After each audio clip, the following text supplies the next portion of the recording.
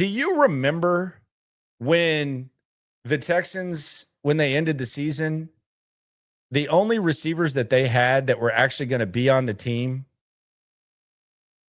this upcoming season were Nico Collins, Xavier Hutchinson, and John Mechie? That was all they had. That was all they had on the roster. Xavier Hutchinson, Nico Collins, and John Mechie. That was all they had. And the Texans just traded a wide receiver, John Mechie. And the question is not, what is the depth like? It's like, do they keep 6 or 7 guys? Are they going to keep 6 or 7 guys?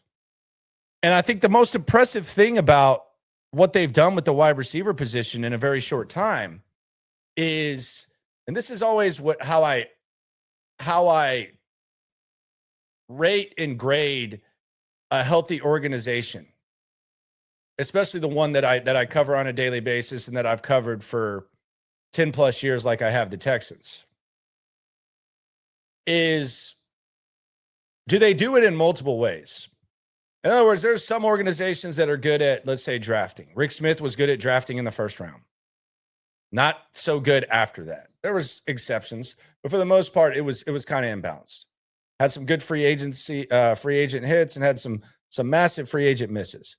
But if you look at what the Texans have done in building the wide receiver position and adding depth at a position where a large chunk of the teams in the league are looking for guys, they drafted Nico Collins a few years back, developed him, paid their own guy.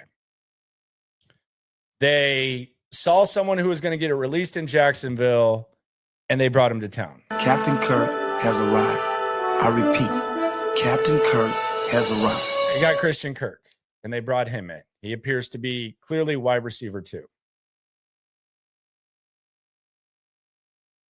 They brought in some second to third tier free agent guys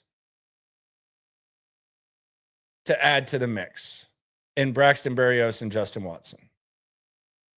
And then in the draft, they drafted Jaden Higgins and they drafted Jalen Knoll, who kind of fell into their lap as a result of some of the extra draft equity that they added.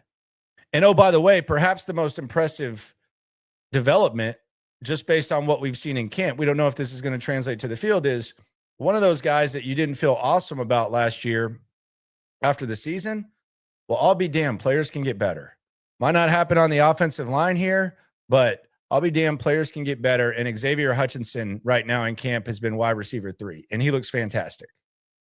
To the point where if they knew they were getting this, I don't know if their plans change in the draft or in free agency, but that's one of the most biggest pleasant surprises of all. So I think they deserve a lot of credit. Like Nick Caserio, do I need to give Nick Caserio some flowers? Nick Caserio deserves some flowers. He's done a good job, and D'Amico Ryans have done a good job of improving the wide receiver position to the point where, as we're talking about this 2/3 theory, and we're talking about the Texans perhaps being elite in 2 out of 3 areas, you feel probably better about the wide receivers than you do any other skill position, right? I'm not sitting here saying that it's going to be the best wide receiving group in the world, but there's a lot of upside.